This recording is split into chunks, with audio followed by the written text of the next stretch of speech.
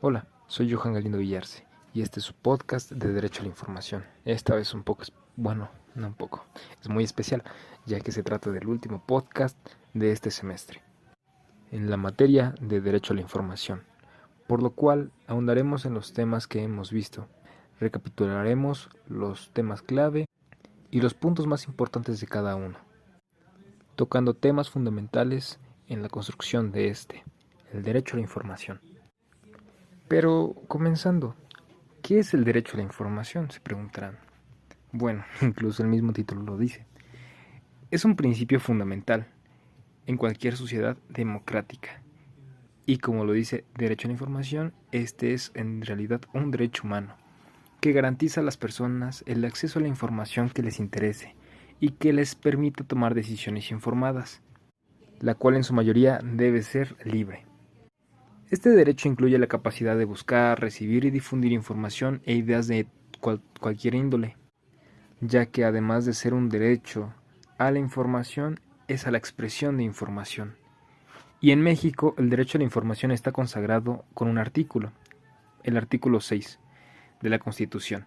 Este derecho permite a cualquier persona tener acceso libre, oportuno y completo a la información pública, generada o en posesión de cualquier autoridad o entidad del Estado, garantizando además la protección de datos personales y el derecho a la rectificación de información inexacta o incompleta, siendo esencial para la transparencia y la rendición de cuentas, ya que permite a los ciudadanos evaluar sus representantes y ejercer con mayor precisión sus opiniones respecto a los asuntos que les conciernen directamente.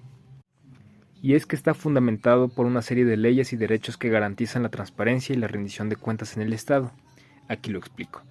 Primero, con la Constitución Política de los Derechos de los Estados Unidos Mexicanos, disculpen, en el artículo 6, como lo acababa de decir, estableciendo el derecho al acceso a la información, con la reforma constitucional del 7 de febrero de 2014, garantizando que todas las personas tengan acceso a la información en igualdad de condiciones y sin distinciones que afecten a la dignidad. También por la Ley General de Transparencia y Acceso a la Información, que se reglamenta en el artículo 6 de la Constitución, estableciendo también los principios, las bases generales y los procedimientos para garantizar el derecho a la información en posesión de cualquier autoridad.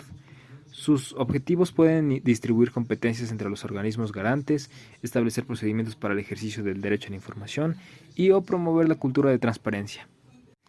Además tenemos la Ley Federal de Transparencia y Acceso a la Información Pública Gubernamental.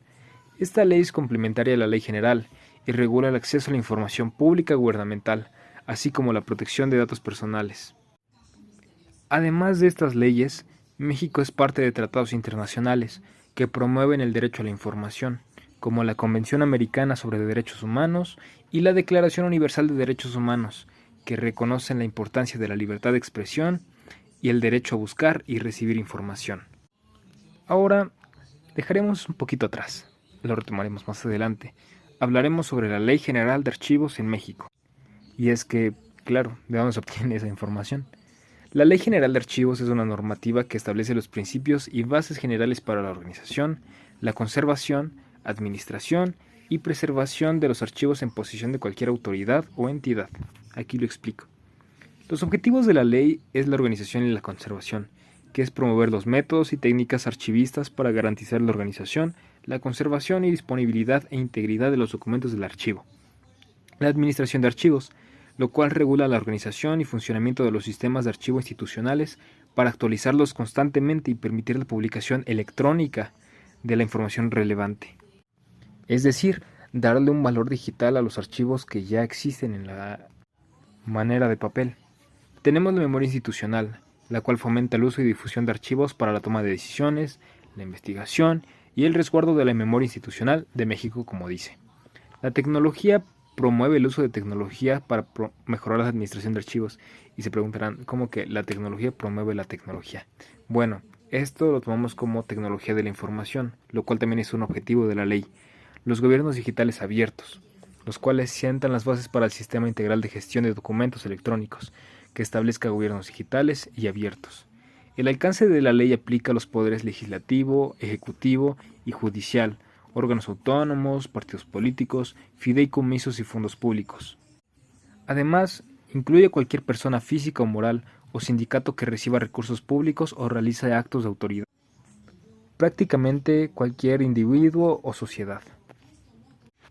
El Sistema Nacional de Archivos, la ley también establece las bases para la organización y funcionamiento del Sistema Nacional de Archivos, que tiene como fin fomentar el resguardo y difusión y acceso público de archivos privados de cualquier relevancia histórica, social, cultural, científica o técnica de la nación. Podríamos decir que en esencia, la ley general busca garantizar el derecho de la verdad y el acceso a la información contenida en los archivos, promoviendo así el derecho a la cultura, apoyando la transparencia y la rendición de cuentas del Estado mexicano. Y ahora vamos con el dato biométrico. Y es que claro, para acceder a la información muchas veces tienes que identificarte. Y vamos con esto. El dato biométrico es cualquier característica física o de comportamiento que pueda ser utilizada para identificar de manera única a las personas, incluyendo huellas dactilares, patrones de iris, reconocimiento facial, voz, firma y otros atributos en la estructura de las venas de la mano o el ADN. Estos datos son considerados personales cuando su recolección, almacenamiento y comparación o interpretación permiten identificar directa o indirectamente a una persona. En el ámbito de comportamiento podríamos establecer el algoritmo, como esa búsqueda especializada acerca de lo que tú quieres ver. También es una forma de identificación. La relación entre el dato biométrico y el derecho a la información es significativa por varios aspectos. La protección de datos personales, por ejemplo. Los datos biométricos son una forma de datos personales. Como tales, están protegidos por leyes que garantizan el derecho a la privacidad y a la protección de datos. En México, el Instituto Nacional de Transparencia y Acceso a la Información y Protección de Datos Personales, o la INAI, proporciona directrices sobre cómo deben ser tratados estos datos para evitar abusos y garantizar la seguridad de la información personal. El acceso a la información. También el derecho a la información también aplica que los individuos tienen el derecho a acceder a sus propios datos personales, incluidos los biométricos, los cuales mencioné anteriormente, y de solicitar su corrección o eliminación si es necesario. Esto se relaciona con la transparencia y la capacidad de los ciudadanos para controlar su propia información personal. También tenemos el consentimiento y la finalidad. Para recopilar datos biométricos legalmente es necesario obtener el consentimiento explícito de la persona y explicar claramente la finalidad de su uso.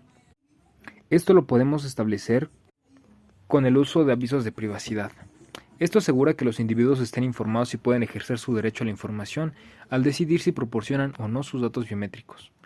Las entidades que manejan datos biométricos deben implementar también medidas de seguridad adecuadas para proteger estos datos contra el acceso no autorizado o el uso indebido, lo cual es un aspecto crucial en el derecho a la información y la protección de datos personales. Y hablando sobre la protección, hablaremos sobre los contratos y también sobre los llamados avisos de privacidad. Los contratos en México son acuerdos o voluntades entre dos o más personas para crear, transferir, modificar o extinguir obligaciones y derechos, siendo regulados principalmente por el Código Civil Federal en los artículos 1792 a 1859. Los contratos deben cumplir con requisitos esenciales como el consentimiento de las partes y un objeto lícito, así como los requisitos de validez, como la capacidad de las partes y la ausencia de vicios del consentimiento. Las leyes que fundamentan los contratos en México incluyen el Código Civil Federal, el cual regula los contratos civiles estableciendo los elementos esenciales y de validez para su existencia legal, y el Código de Comercio, el cual regula los contratos mercantiles, definiendo los requerimientos generales y las reglas específicas para cada tipo de contrato mercantil.